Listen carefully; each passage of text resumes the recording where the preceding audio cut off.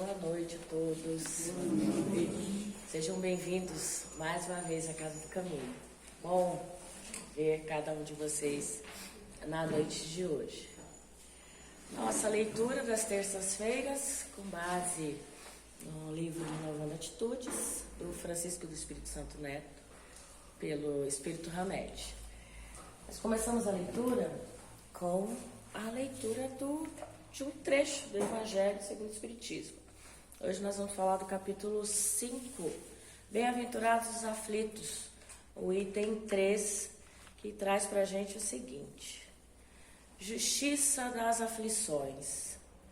As compensações que Jesus promete aos aflitos da terra só podem acontecer na vida futura. Sem a certeza do porvir, essas máximas seriam um contrassenso. Mais que isso, seria um logro. Mesmo com essa certeza, dificilmente se compreende a utilidade de sofrer para ser feliz. Diz-se que é para ter mais mérito. Mas pergunta-se então, por que uns sofrem mais que outros? Por que uns nascem na miséria e outros na opulência, sem terem feito nada para justificar essa situação? Por que uns nada conseguem, enquanto para outros tudo parece sorrir? Mas o que se compreende menos ainda é os bens e os males divididos, tão desigualmente entre o vício e a virtude. Homens virtuosos sofrerem, enquanto os homens maus prosperam.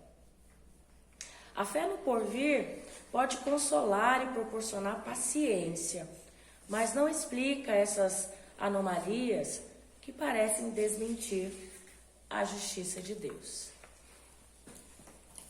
E aí o Hamed traz para a gente uma reflexão com base nesse item aqui. Começa com o título: Eu não merecia.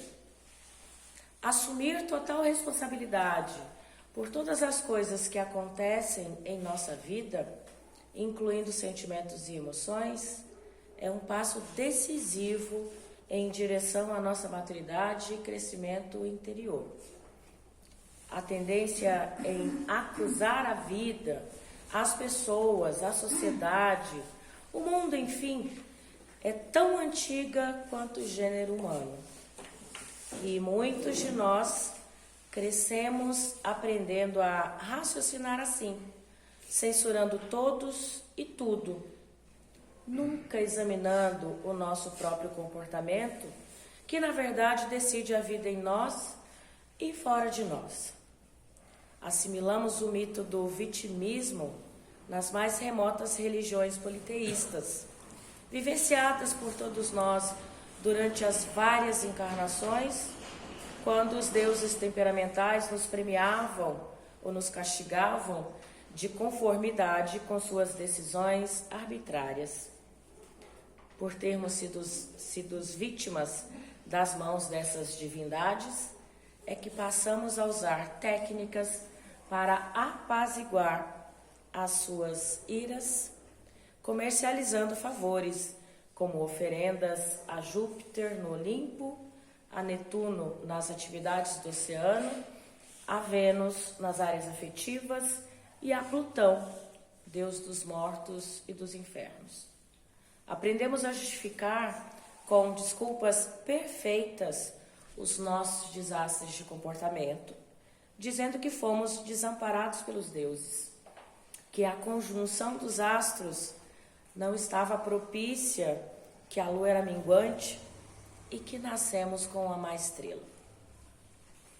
Ainda muitos de nós acreditamos ser vítimas do pecado de Adão e Eva e da crença de um Deus judaico que privilegia um povo e despreza outros, surgindo assim a ideia da hegemonia divina das nações.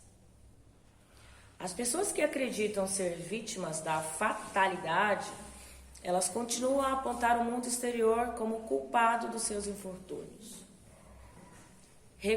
recusando-se absolutamente a reconhecer a conexão entre seus modos de pensar e os acontecimentos exteriores. Aquilo que a gente tinha mencionado nas leituras anteriores, de que as minhas ideias darão origem a ações, os meus pensamentos darão origens a ações, que podem variar de acordo com eles. Né? Os maus pensamentos trazem más ideias e más práticas. São influenciadas pelas velhas crenças, pelas cargas genéticas e pela forma como foram criadas, afirmando que não conseguem ser e fazer o que querem. Não sabem que são arquitetos de seu próprio destino, nem se conscientizam de que o passado determina o presente, o qual, por sua vez, determina o futuro. A vítima sente-se impotente e indefesa em face de um destino cruel. Sem força nem capacidade de mudar, repetidas vezes afirma: eu não merecia isso. A vida é injusta comigo. Nunca lhe ocorrendo, porém, que o seu jeito de ser é que materializa pessoas e situações em sua volta. Defendem seus gestos e atitudes infelizes, dizendo: meus problemas são causados por meu lar. Os outros sempre se comportam dessa forma comigo. Desconhecem que as causas dos problemas somos nós, que ao renascermos atraímos esse lar que aprendemos a resolver nossos conflitos.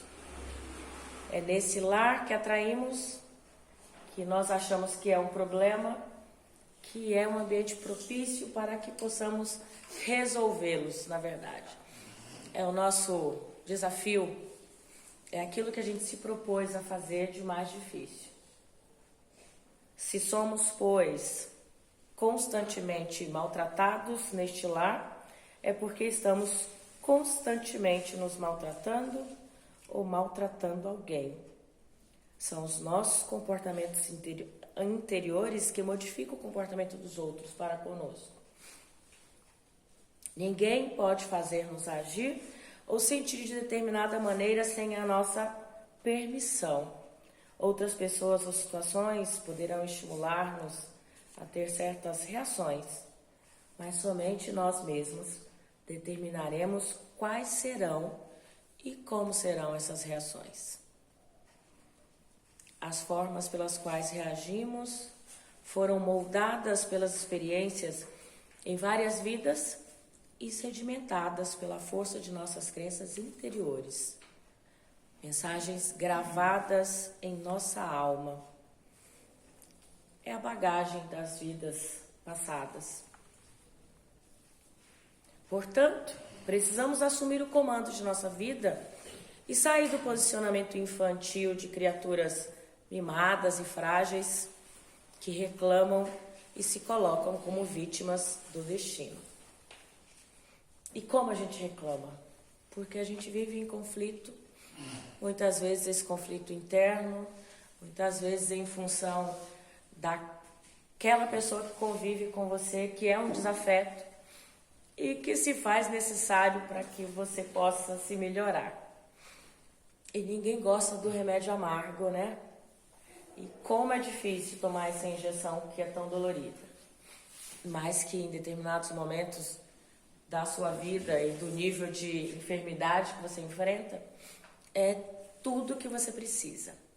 É aquela pessoa que você encontra para desafiar você, né? É aquela antipatia que é gratuita e que certamente, e aí a gente tem que parar para pensar e refletir.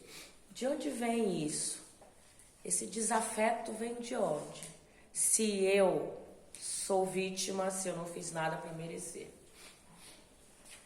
E nós sabemos das nossas experiências e nós sabemos que em muitos momentos os encontros de hoje são encontros que estão se repetindo. assim como encontramos afetos, pessoas que nos dão a impressão de que fazem parte da nossa família, né, que são irmãos, irmãs, pais e mães escolhidos pelo coração, nós também temos irmãos que foram nossos desafetos em outras vidas e que são dentro da nossa própria casa, nos nossos ambientes de trabalho, as pessoas que nós encontramos nesses enfrentamentos, nessas antipatias, a fim de que aprendamos alguma coisa. Então, neste momento é ter a sabedoria, paciência, tranquilidade e buscar o fortalecimento da nossa fé.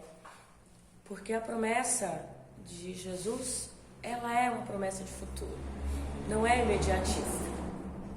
E nós precisamos ultrapassar esse momento em que nós estamos vivendo. Admitir a real responsabilidade por nossos atos e atitudes é aceitar a nossa realidade de vida, as metas que alteram a sina de nossa existência. Então, admitir que nós não somos tão inocentes assim, que em nenhum momento somos vítimas, é ter a certeza de que o plano divino, de que Deus é justo e que Ele não daria a nenhum dos seus filhos um problema maior do que ele merece passar para aprender. Um desafio maior do que ele não consiga ultrapassar e superar.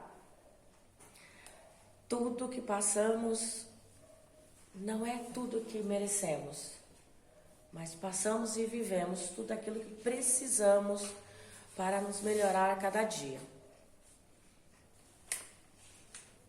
Em vez de atribuirmos aos outros e ao mundo nossas derrotas e fracassos, lembremos-nos de que as vicissitudes da vida têm, pois, uma causa.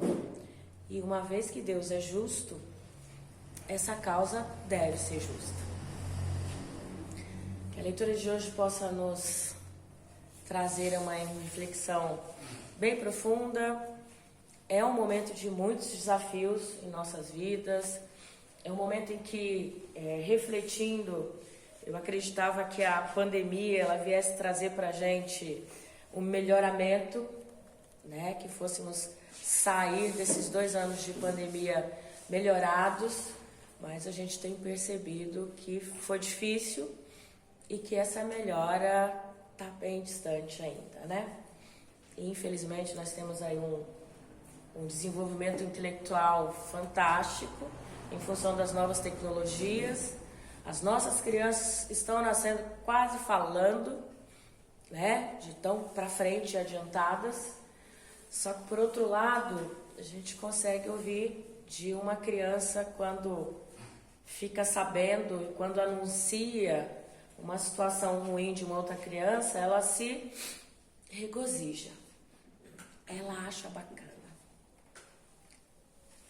Isso nos entristece, mas nós temos fé e nós acreditamos que a promessa de Jesus é de futuro.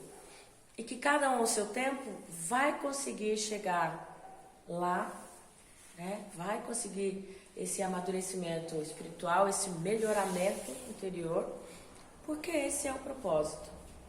Mesmo que a gente ainda se assuste com pessoas desejando o mal das outras. Mesmo que a gente escute crianças gostando da notícia de ver uma outra criança se machucando. Mesmo que a gente veja adultos felizes com a infelicidade de uma criança. Mesmo que a gente veja um irmão não sendo feliz com a felicidade do outro irmão. Que Jesus seja a nossa fonte inesgotável de luz. Que Deus nos abençoe. Que assim seja. Graças a Deus.